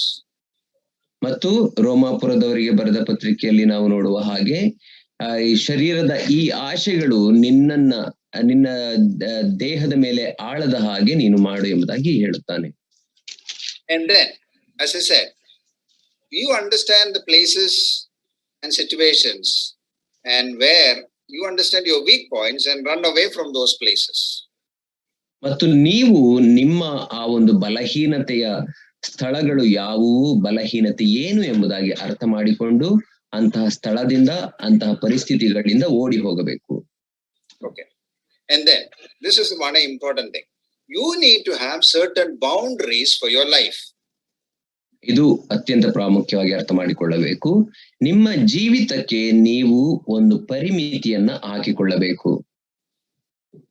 Boundaries based on your values, attitudes and beliefs. ಆ ಒಂದು ಪರಿಮಿತಿಗಳು ನಿಮ್ಮ ಆಲೋಚನೆ, ನಿಮ್ಮ ಆ ಒಂದು ಮಾನಸಿಕ ಯೋಚನೆ ಮತ್ತು ನಿಮ್ಮ ನಂಬಿಕೆಗೆ ತಕ್ಕದ್ದಾಗಿರಬೇಕು. So we need to understand, one is our speech boundaries, how we use our words, when you talk to, especially to the opposite sex, how you use your words, how you speak, that is very important. You should have certain boundaries. ನೀವು ಮೊದಲನೇದಾಗಿ ಅರ್ಥ ಮಾಡಿಕೊಳ್ಳಬೇಕು ಏನೆಂದರೆ, ನಾನು ನನ್ನ ವಿರುದ್ಧವಾದಂಥ ಅಂದ್ರೆ ಗಂಡು ಮಕ್ಕಳು ಹೆಣ್ಣು ಮಕ್ಕಳೊಟ್ಟಿಗೆ ಅಥವಾ ಹೆಣ್ಣು ಮಕ್ಕಳು ಗಂಡು ಮಕ್ಕಳೊಟ್ಟಿಗೆ ಮಾತನಾಡುವಾಗ ನನ್ನ ಮಾತುಗಳು ಯಾವ ರೀತಿ ಇವೆ ಎಂಬುದಾಗಿ ನನ್ನ ಮಾತುಗಳ ಮೇಲೆ ನಾನು ಪರಿಮಿತಿಯನ್ನ ಅಥವಾ ನಿಯಂತ್ರಣವನ್ನ ಹಾಕಿಕೊಳ್ಳಬೇಕು. When I talk to them, what I talk to them, at what time I talk to them, this is all important. ನಾನು ಅವರೊಟ್ಟಿಗೆ ಏನನ್ನ ಮಾತನಾಡುತ್ತೇನೆ, ಯಾವ ಸಂದರ್ಭದಲ್ಲಿ ಮಾತನಾಡುತ್ತೇನೆ, ಯಾವ ವಿಷಯಗಳನ್ನ ಕುರಿತಾಗಿ ಮಾತನಾಡುತ್ತೇನೆ, ಈ ಎಲ್ಲ ವಿಷಯಗಳನ್ನ ನೀನು ನಿಯಂತ್ರಿಸಬೇಕು. For example, one of the things I normally tell to the young people is, you, for example, if you're talking to your opposite sex, don't talk after 10 o'clock in the night. ನಾನು ಯವನಸ್ಥ ಮಕ್ಕಳಿಗೆ ಯಾವಾಗಲೂ ಹೇಳುತ್ತಿರುತ್ತೇನೆ, ನೀವು ನಿಮ್ಮ ವಿರುದ್ಧವಾದಂತಹ ಲಿಂಗದ ಮಕ್ಕಳೊಟ್ಟಿಗೆ ಮಾತನಾಡುವಾಗ 10 ಗಂಟೆಯ ನಂತರ ಮಾತನಾಡಬೇಡಿ ಎಂಬುದಾಗಿ ನಾನು ಹೇಳುತ್ತೇನೆ. Okay, maybe for some personal, for your work reasons or study reasons, you can talk, but you don't have to talk after 10 o'clock. Before 10 o'clock, you finish all those things. ನಿಮ್ಮ ಕೆಲಸದ ನಿಮಿತ್ತ ಅಥವಾ ನಿಮ್ಮ ಆ ಒಂದು ಸ್ಟಡೀಸ್ ನಿಮಿತ್ತದಿಂದ ನೀವು ಮಾತನಾಡಬೇಕಾಗಬಹುದು, ಆದರೆ 10 ಗಂಟೆಗಿಂತ ಮುಂಚೆ ಅದನ್ನ ಮುಗಿಸಬೇಕು, 10 ಗಂಟೆ ನಂತರ ಮಾತನಾಡಬೇಡಿ. Because you see, the darkness encourages you to work to show the acts of the darkness. ಯಾಕಂದರೆ ಆ ಒಂದು ಕತ್ತಲೆಯು ನಿಮ್ಮಲ್ಲಿ ಕಾರ್ಯ ಮಾಡುವುದಾಗಿ, ಕತ್ತಲೆಗೆ ತಕ್ಕಂತ ಗುಣಗಳನ್ನು ನೀವು ತೋರಿಸಬೇಕು ಎಂಬುದಾಗಿ ಅದು ನಿಮ್ಮನ್ನು ಪ್ರಚೋದಿಸುತ್ತದೆ. And I know some young people, even believers, engaging in talk, even into midnight, 3 o'clock, 4 o'clock, they are not sleeping. They are using these things. But again, it is a dangerous zone. Be guard yourself. ನನಗೆ ಅನೇಕ ವ್ಯಕ್ತಿಗಳು ಗೊತ್ತು, ವಿಶ್ವಾಸಿಗಳು ಕೂಡ ಅನೇಕರು ರಾತ್ರಿ ಒಂದು 12 ಗಂಟೆ 2 ಗಂಟೆ 3 ಗಂಟೆಯವರೆಗೂ ಮಾತನಾಡುವಂತದ್ದಲ್ಲಿ ಇರುತ್ತಾರೆ. ಆದ್ರೆ ಇಂಥ ವಿಷಯಗಳಿಂದ ನಿಮ್ಮನ್ನು ನೀವು ಕಾಪಾಡಿಕೊಳ್ಳಬೇಕು. Okay, so especially girls, you should be very careful in this. ಮುಖ್ಯವಾಗಿ ಹೆಣ್ಣು ಮಕ್ಕಳು ಈ ವಿಷಯದಲ್ಲಿ ಎಚ್ಚರಿಕೆಯಾಗಿರಬೇಕು. And then physical boundaries. ಮತ್ತು ನಮ್ಮ ದೈಹಿಕವಾದಂತಹ ಪರಿಮಿತಿ. You need to have certain, even with your close friend, where all he can touch, you need to have boundaries. ನೀವು ನಿಮ್ಮ ದೈಹಿಕವಾದಂತಹ ಆ ಪರಿಮಿತಿಯೊಳಗೆ ನಿಮ್ಮ ಆ ಒಂದು ವಿರುದ್ಧ ಲಿಂಗದವರೊಟ್ಟಿಗೆ ನೀವು ವರ್ತಿಸುವಾಗ ಎಲ್ಲಿಯವರೆಗೆ ಅವರು ನಿಮ್ಮನ್ನ ಸ್ಪರ್ಶಿಸಬಹುದು ಎಂಬ ವಿಷಯದಲ್ಲಿಯೂ ಕೂಡ ನೀವು ಎಚ್ಚರಿಕೆಯಿಂದಿರಬೇಕು. Basically, that triggers these desires in our life. ಆ ಒಂದು ಸ್ಪರ್ಶದಿಂದಲೇ ನಮ್ಮ ದೇಹದಲ್ಲಿ ಆ ಲೈಂಗಿಕ ಆಶೆಗಳು ಅವು ಉಂಟಾಗುತ್ತವೆ. So avoid all kind of touch. ಎಲ್ಲಾ ವಿಧವಾದಂತಹ ಸ್ಪರ್ಶಗಳನ್ನ ನೀವು ತಡೆಗಟ್ಟಬೇಕು. And then you need to have relationship boundaries also. ಮತ್ತು ನಿಮ್ಮ ಸಂಬಂಧಗಳ ವಿಷಯದಲ್ಲಿಯೂ ಕೂಡ ನೀವು ಒಂದು ಪರಿಮಿತಿ ಉಳ್ಳವರಾಗಿರಬೇಕು. So what I'm trying to say is, sometimes these things may be okay. You may say, okay, these are people, old people, no, they have all these things. Right? In today's these things, you cannot, fulfill all that. But I want to tell you, these are certain boundaries to guard your life. ಯೌವನಸ್ಥ ಮಕ್ಕಳು ನೀವು ಈ ರೀತಿ ನೆನೆಸಬಹುದು, ಇದೆಲ್ಲ ಹಳೆಯ ಜನರಿಗೆ ಅಥವಾ ವಯಸ್ಸಾದವರಿಗೆ ಮಾತ್ರ ಎಂಬುದಾಗಿ ನೀವು ನೆನೆಸಬಹುದು. ಹಾಗೆ ನೆನೆಸಬೇಡ್ರಿ, ಯಾಕಂದ್ರೆ ಈ ದಿನಗಳಲ್ಲಿ ನಾವು ಜೀವಿಸುತ್ತಿರುವಂತಹ ಈ ಕಾಲಗಳಲ್ಲಿ ನಮ್ಮ ಹೃದಯಗಳನ್ನ ನಾವು ಕಾಪಾಡಿಕೊಳ್ಳಬೇಕು. If we break these boundaries, actually it will affect our life. It will ruin our future. ಯಾಕಂದ್ರೆ ನಾವು ಈ ಮಿತಿಗಳನ್ನ ಮೀರಿ ಹೋಗುವಾಗ ಅದು ನಮ್ಮ ಜೀವಿತಗಳನ್ನು ಹಾಳು ಮಾಡುತ್ತದೆ, ನಮ್ಮ ಭವಿಷ್ಯವನ್ನು ಕೂಡ ಹಾಳು ಮಾಡುತ್ತದೆ. Understand that God is the one who set these boundaries for us. ಅರ್ಥ ಮಾಡಿಕೊಳ್ಳಿರಿ ಇದನ್ನ, ದೇವರೇ ಈ ನಿಯಮಗಳನ್ನ ಮತ್ತು ಈ ಮಿತಿಗಳನ್ನ ನಿರ್ಧರಿಸಿರುವಂತವನು. So whenever we break God's boundaries, we are breaking ourselves. ನಾವು ದೇವರ ಈ ಪರಿಮಿತಿಗಳನ್ನ ನಾವು ಮುರಿಯುವಾಗ ನಾವು ನಮ್ಮನ್ನೇ ನಾವು ಮುರಿಯುವವರಾಗಿರುತ್ತೇವೆ. Now, for example, I'll just give you one example. For example, even if you have a doctorate in physics, you know that if you jump from the top, you will, from a high-rise building, when you fall down, you will break your leg. ನಾನು ಈ ಒಂದು ಉದಾಹರಣೆಯನ್ನು ನಿಮಗೆ ಕೊಡ್ಲಿಕ್ಕೆ ಬಯಸುತ್ತೇನೆ. ನೀವೊಂದು ಆ ಭೌತಶಾಸ್ತ್ರದಲ್ಲಿ ಆ ಒಂದು ಡಾಕ್ಟರೇಟ್ ಮಾಡಿದ್ರು ಪರವಾಗಿಲ್ಲ, ಅವರಿಗೆ ಗೊತ್ತಿರುವಂತ ಸಂಗತಿ ಏನಂದ್ರೆ, ಒಂದು ದೊಡ್ಡ ಬಿಲ್ಡಿಂಗ್ ಮೇಲಿಂದ ನೆಗೆಯುವಾಗ ನಮ್ಮ ಕತ್ತು ಮುರಿಯುತ್ತದೆ, ನಮಗೆ ಹೇಟಾಗಿ ಸತ್ತು ಹೋಗುತ್ತೇವೆ. And you are actually breaking a law, breaking a boundary, which you are not supposed to do. But if you do it, you will break yourself. ನೀವು ಅಲ್ಲಿ ಒಂದು ಆಜ್ಞೆಯನ್ನ ಅಥವಾ ನಿಯಮವನ್ನ ಮೀರುತ್ತಿದ್ದೀರಿ. ಆ ನಿಯಮವನ್ನ ಮೀರುವಾಗ ನಿಮಗೆ ನೀವು ತೊಂದರೆಯನ್ನು ಮಾಡಿಕೊಳ್ಳುತ್ತೀರಿ ಎಂಬುದಾಗಿ ನಿಮಗೆ ಸ್ಪಷ್ಟವಾಗಿ ಗೊತ್ತು. Guard your behavior. ನಿಮ್ಮ ನಡತೆಗಳನ್ನ ನೀವು ಕಾಪಾಡಿಕೊಳ್ಳಬೇಕು. As I said, the words that you use when you talk to others, you should be very careful. ನಾನು ಈಗಾಗಲೇ ಹೇಳಿದ ಹಾಗೆ, ನಾವು ಇತರರೊಟ್ಟಿಗೆ ಬಳಸುವಂತ ಮಾತುಗಳ ವಿಷಯದಲ್ಲಿ ಎಚ್ಚರಿಕೆಯಾಗಿರಬೇಕು. So whenever you see that these people are using some other words, you need to say, sorry, I cannot proceed. You need to stop immediately. ನಿಮಗೆ ಗೊತ್ತಾಗುವಾಗ ಬೇರೆಯವರು ಕೆಲವು ಬಳಸಬಾರದಂತಹ ಪದಗಳನ್ನು ಬಳಸುತ್ತಿದ್ದಾರೆ ಎಂಬುದಾಗಿ ಗೊತ್ತಾದಾಗ ನೀವು ಹೇಳಬೇಕು, ಕ್ಷಮಿಸಿ, ನಾನು ಈ ಸ್ಥಳದಲ್ಲಿ ಇರುವುದಿಲ್ಲ ಎಂಬುದಾಗಿ ಅಲ್ಲಿಂದ ಹೊರಬರಬೇಕು.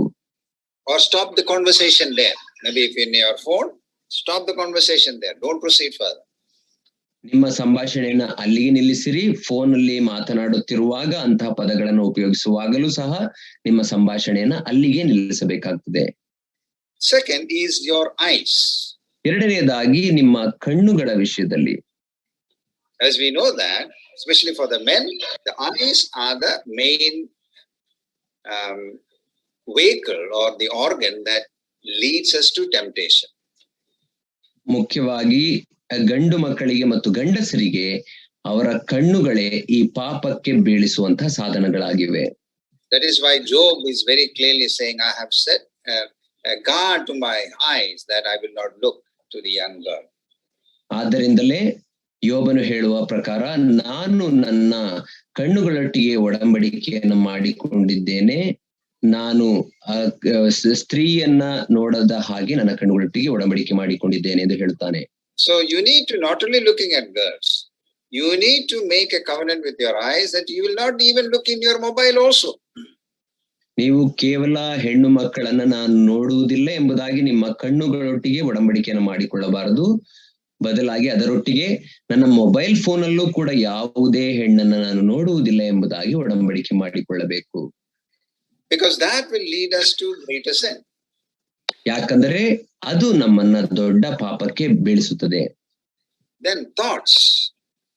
ನಂತರ ನಮ್ಮ ಆಲೋಚನೆಗಳು.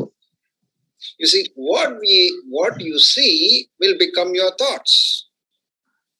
ನೀವು ಏನನ್ನ ನೋಡುತ್ತೀರೋ ಅದೇ ನಿಮ್ಮ ಆಲೋಚನೆಯಾಗಿ ಬದಲಾಗುತ್ತದೆ. That becomes stored in your memory, in your brain. ಅದು ನಿಮ್ಮ ಆ ಒಂದು ಜ್ಞಾಪಕ ಶಕ್ತಿಯಲ್ಲಿ, ನಿಮ್ಮ ಮನಸ್ಸಿನಲ್ಲಿ ಅದು ಬೇರೂರುತ್ತದೆ.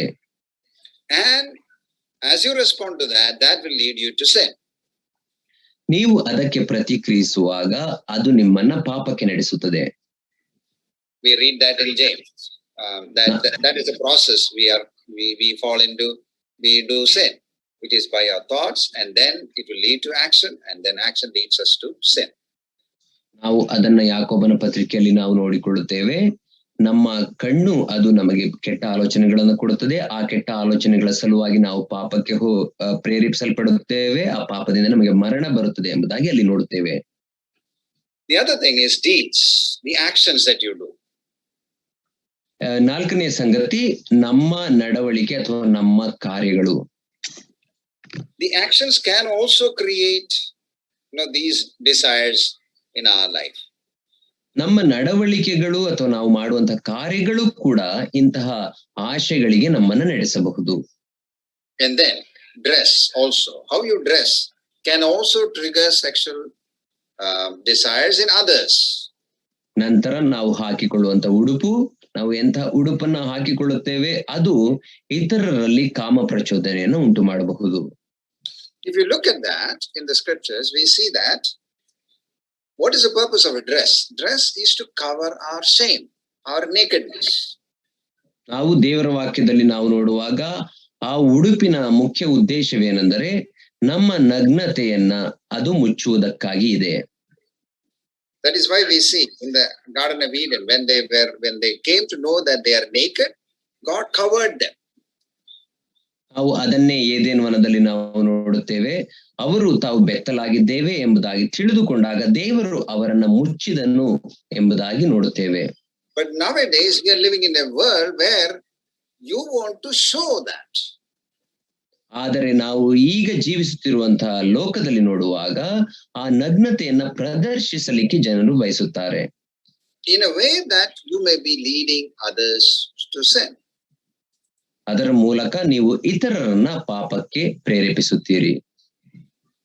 Okay, but again, I just want to tell you that maybe some of us may be involved in these kind of activities, and maybe it has become a habit in our life, and we are continuing in this sin. ನಾನು ಮತ್ತೊಮ್ಮೆ ಹೇಳಲಿಕ್ಕೆ ಇಷ್ಟಪಡುತ್ತೇನೆ ಏನೆಂದರೆ, ನಮ್ಮಲ್ಲಿ ಅನೇಕರು ಈ ಒಂದು ಕ್ರಿಯೆಗಳಲ್ಲಿ ನಮ್ಮನ್ನು ನಾವು ತೊಡಗಿಸಿಕೊಂಡಿರಬಹುದು ಮತ್ತು ಇದರ ಸಲುವಾಗಿ ಪಾಪಕ್ಕೆ ಬಿದ್ದಿರಬಹುದು.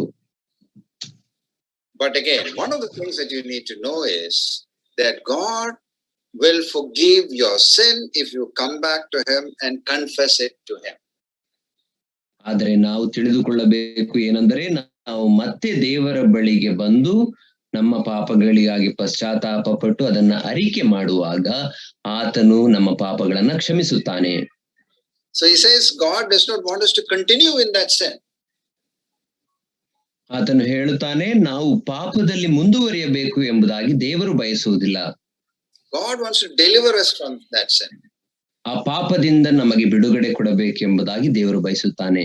So what you need to do is come back to him, call upon him, and read God's word and get the strength of the Holy Spirit to overcome that. ನೀವು ಆ ಪಾಪದಿಂದ ಬಿಡುಗಡೆ ಹೊಂದಬೇಕಾದ್ರೆ ಮಾಡಬೇಕಾದದ್ದೇನು, ದೇವರ ಬಳಿಗೆ ಬರಬೇಕು, ಆತನನ್ನ ಕೂಗಿ ಕರೆದು ಪ್ರಾರ್ಥಿಸಬೇಕು. ಆಗ ಪವಿತ್ರಾತ್ಮನು ನಿಮ್ಮಲ್ಲಿ ಬರುವಾಗ ದೇವರ ವಾಕ್ಯವನ್ನು ಓದಬೇಕು. ಆಗ ಪವಿತ್ರಾತ್ಮನು ನಿಮ್ಮಲ್ಲಿ ಕಾರ್ಯ ಮಾಡುವವನಾಗಿ ಆ ಒಂದು ಪಾಪದಿಂದ ನಿಮ್ಮನ್ನ ಹೊರಗೆ ತರುತ್ತಾನೆ. But sometimes the Satan will come and tell, no, you are doing this and you will not be saved. No, you are not, you can continue in that. But I think we need to overcome that by saying that the blood of Jesus will forgive all my sins and get over that sin.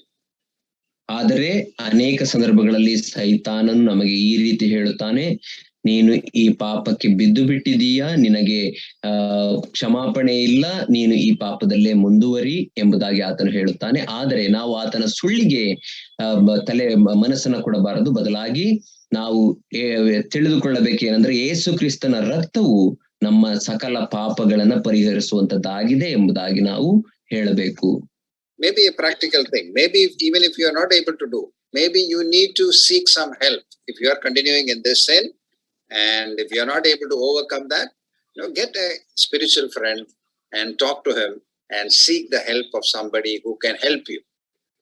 ಇದು ಒಂದು ಪ್ರಾಯೋಗಿಕವಾದಂತ ಸಂಗತಿ.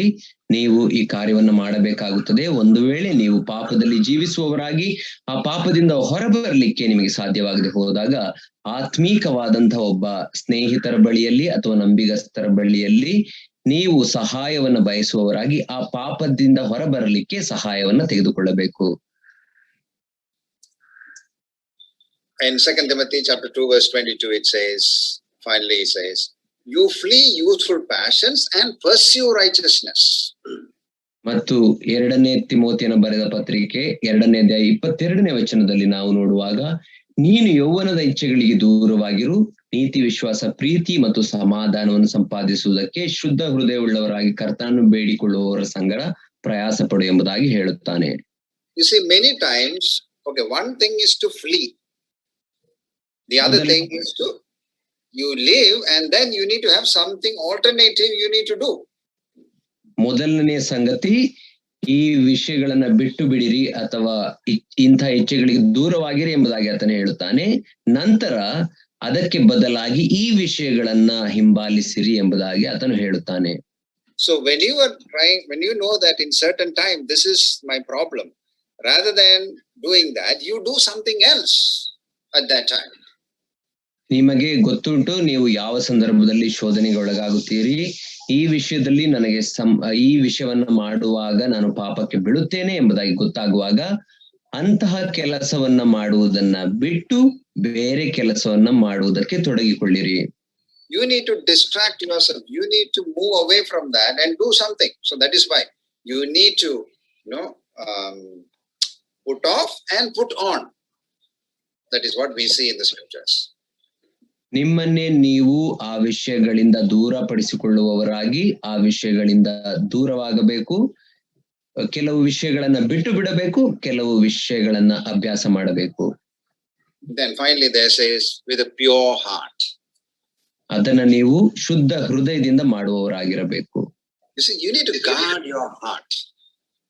ನಿಮ್ಮ ಹೃದಯಗಳನ್ನ ನೀವು ಕಾಪಾಡಿಕೊಳ್ಳಬೇಕು. Your heart should be transparent before God and before others. ನಿಮ್ಮ ಹೃದಯವು ದೇವರ ಮುಂದೆ ಮತ್ತು ಇತರರ ಮುಂದೆ ಅದು ಪಾರದರ್ಶಕವಾಗಿರಬೇಕು. One of the signs I would encourage you to do is, for example, if you have a mobile phone, if you are a transparent person, you should be willing to give your mobile phone to anyone to see it. ನಾನು ಅನೇಕರಿಗೆ ಈ ರೀತಿ ಪ್ರೋತ್ಸಾಹಿಸಲಿಕ್ಕೆ ಬಯಸುತ್ತೇನೆ. ಏನೆಂದರೆ, ನೀವು ನಿಮ್ಮ ಜೀವಿತವನ್ನ ಪಾರದರ್ಶಕವಾಗಿ ಜೀವಿಸುವವರಾಗಿದ್ದರೆ ಇತರರಿಗೆ ನಿಮ್ಮ ಮೊಬೈಲ್ ಫೋನ್ಗಳನ್ನ ಕೊಡಲಿಕ್ಕೆ ನೀವು ಹಿಂಜರಿಯಬಾರದು. Because you will not have any hidden things with special lock. If you are hiding something, then there is some sin. So, as husband and wife, you should be free to give to each other, or even as friends, there should not be something hidden. Whenever you hide something, then you know that you are proceeding to sin. ನೀವು ನಿಮ್ಮ mobile ಫೋನ್ಗಳಲ್ಲಿ ಏನನ್ನೋ ಮುಚ್ಚಿಟ್ಟಿರುವುದಾದರೆ, ಯಾವುದೋ special lock ಉಪಯೋಗಿಸಿ ಆ ಸಂಗತಿಗಳನ್ನ ಬಚ್ಚಿಟ್ಟಿರುವುದಾದರೆ, ಆಗ ನೀವು ಪಾಪದಲ್ಲಿದ್ದೀರಿ ಎಂಬುದಾಗಿ ಅದರ ಅರ್ಥ. ಗಂಡ ಹೆಂಡಿರಾದರೆ ನಿಮ್ಮ ಪರಸ್ಪರ ಮೊಬೈಲ್ ಫೋನ್ಗಳನ್ನ ಕೊಡಲಿಕ್ಕೆ ಹಿಂಜರಿಯಬಾರದು. ಸ್ನೇಹಿತರಾಗಿದ್ದರೂ ಕೂಡ ಇತರರಿಗೆ ಮೊಬೈಲ್ ಫೋನ್ ಅನ್ನ ಕೊಡಲಿಕ್ಕೆ ಹಿಂಜರಿಯಬಾರದು. ಆಗ ನೀನು ಪಾಪದಲ್ಲಿ ಇಲ್ಲ ಎಂಬುದಾಗಿ ಅದರ ಅರ್ಥ. And also there are some other things also you can do. For example, when you are visiting YouTube, even without you selecting, these things will come. ನಾವು ಇನ್ನೊಂದು ಕಾರ್ಯವನ್ನು ಮಾಡಬಹುದು. ಯೂಟ್ಯೂಬ್ ಅನ್ನು ಉಪಯೋಗಿಸುವಾಗ ನಾವು ಆ ವಿಷಯಗಳನ್ನ ಆಯ್ಕೆ ಮಾಡದೇ ಹೋದರೂ ಕೆಲವು ವಿಷಯಗಳನ್ನ ನಮಗೆ ಅದು ತೋರಿಸುತ್ತದೆ. For example, one time you saw some pictures, again it will come. ಉದಾಹರಣೆಗೆ, ನೀವು ಯಾವಾಗಲೂ ಏನೋ ಒಂದು ಚಿತ್ರವನ್ನ ನೀವು ನೋಡಿರುವುದಾದರೆ ಮತ್ತೆ ಅದನ್ನೇ ನಿಮಗೆ ಅದು ತೋರಿಸುತ್ತದೆ. So that is why you need to enable safe search in your YouTube account. ಆದ್ದರಿಂದಲೇ ನೀವು ನಿಮ್ಮ ಯೂಟ್ಯೂಬ್ ಅಕೌಂಟ್ ಅಲ್ಲಿ ಸೇಫ್ ಸರ್ಚ್ ಎಂಬಂತ ಒಂದು ಸೆಟ್ಟಿಂಗ್ಸ್ ನ ನೀವು ಆನ್ ಮಾಡಬೇಕು. So that you will not be shown other things which you don't want to see. ಆಗ ನೀವು ನೋಡಲಿಕ್ಕೆ ಇಚ್ಛೆ ಪಡದಂತಹ ಬೇರೆ ವಿಷಯಗಳನ್ನ ಅದು ನಿಮಗೆ ತೋರಿಸುವುದಿಲ್ಲ. In the same way, you can do it in your browser also, in your internet. When you are searching in Internet Explorer or Firefox, you can keep that settings on. ನೀವು ನಿಮ್ಮ ಮೊಬೈಲ್ ಫೋನ್ಗಳಲ್ಲಿ ಇಂಟರ್ನೆಟ್ ಗಳನ್ನ, website ಗಳನ್ನ ಉಪಯೋಗಿಸುವಾಗಲೂ ಕೂಡ ಈ settings ಅನ್ನ on ಮಾಡಬಹುದು. Firefox ಅಥವಾ ಬೇರೆ ಸೈಟ್ ಗಳನ್ನ ಉಪಯೋಗಿಸುವಾಗ ಈ ಸೆಟ್ಟಿಂಗ್ಸ್ ಮಾಡುವುದಾದರೆ ನಿಮಗೆ ಇಷ್ಟವಿಲ್ಲದ ಸಂಗತಿಗಳನ್ನ ಅದು ತೋರಿಸುವುದಿಲ್ಲ. There is a software called Covenant Eyes which you can use, which will actually lock, which will prevent you from going to those kind of sites. ಒಂದು ಅಪ್ಲಿಕೇಶನ್ ಉಂಟು, ಆಪ್ ಇದೆ, ಕವೆನೆಂಟ್ ಐಸ್ ಎಂಬುದಾಗಿ. ಈ ಕವೆನೆಂಟ್ ಐಸ್ ಎಂಬಂತ ಈ ಅಪ್ಲಿಕೇಶನ್ ಅನ್ನು ನೀವು download ಮಾಡಿಕೊಳ್ಳುವಾಗ ಅದು ಈ ರೀತಿಯ ಅಶ್ಲೀಲ ಚಿತ್ರಗಳ ವೆಬ್ಸೈಟ್ ಗಳಿಂದ ನಿಮ್ಮನ್ನ ತಪ್ಪಿಸುತ್ತದೆ. So what I'm trying to say is we need to guard ourselves from these evil which Satan is using these days as an instrument to lure many young people. So let us fight over it and have a victorious life in Christ. ನಾನು ನಿಮಗೆ ಹೇಳಲಿಕ್ಕೆ ಇಷ್ಟಪಡುತ್ತಾ ಇರುವುದು ಏನೆಂದರೆ, ಈ ಎಲ್ಲಾ ಸಾಧನಗಳನ್ನ ನಾವು ಉಪಯೋಗಿಸಿಕೊಂಡು ಸೈತಾನನು ಈ ದಿನ ಅನೇಕ ಯೌವನಸ್ಥರನ್ನ ಪಾಪಕ್ಕೆ ಬೀಳಿಸುವುದಕ್ಕಾಗಿ ಉಪಯೋಗಿಸುತ್ತಿರುವಂತ ಈ ಸಂಗತಿಗಳಿಂದ ನಮ್ಮನ್ನ ನಾವು ಕಾಪಾಡಿಕೊಳ್ಳಬೇಕು. So flee from, but pursue righteousness, love and faith in God. ಅಂತಹ ವಿಷಯಗಳಿಂದ ಓಡಿ ಹೋಗುವವರಾಗಿರಬೇಕು. ಅದರ ಬದಲಾಗಿ ಪ್ರೀತಿ, ನಂಬಿಕೆ, ತಾಳ್ಮೆ, ಸಾಧುತ್ವ ಇಂತಹ ವಿಷಯಗಳನ್ನ ನೀವು ಹಿಂಬಾಲಿಸುವವರಾಗಿರಬೇಕು. And if any of you want to talk about this, if you have any questions, you are free to talk to me, and I will keep that confidence. I will not tell it to anyone, and I am willing to help you if any of you are struggling in these areas. ನಿಮ್ಮಲ್ಲಿ ಯಾರಾದರೂ ಈ ವಿಷಯಗಳ ಕುರಿತಾಗಿ ಕಷ್ಟಪಡುವವರಾಗಿ ಈ ವಿಷಯಗಳಿಂದ ಹೊರಬರಲಿಕ್ಕೆ ಕಷ್ಟಪಡುವವರಾಗಿದ್ದರೆ ನನ್ನೊಟ್ಟಿಗೆ ಮಾತನಾಡಬಹುದು. ನಾನು ಈ ವಿಷಯಗಳನ್ನ ಅತ್ಯಂತ ಗೌಪ್ಯವಾಗಿ ಇಡುತ್ತೇನೆ, ಯಾರೊಟ್ಟಿಗೂ ಹೇಳುವುದಿಲ್ಲ, ಮತ್ತು ದೇವರ ವಾಕ್ಯದ ಮೂಲಕ ನಿಮಗೆ ಸಹಾಯ ಮಾಡುತ್ತೇನೆ ಆ ಪಾಪಗಳಿಂದ ಹೊರಬರಲಿಕ್ಕೆ. Or you find someone else and get out of this sin. ಅಥವಾ ನೀವು ಬೇರೆ ಯಾರಾದರೂ ನಂಬಿಗಸ್ತ ವ್ಯಕ್ತಿಗಳನ್ನ ಹುಡುಕಿ ಇಂತಹ ಪಾಪದಿಂದ ಹೊರಬರಬೇಕು. And may the Lord bless.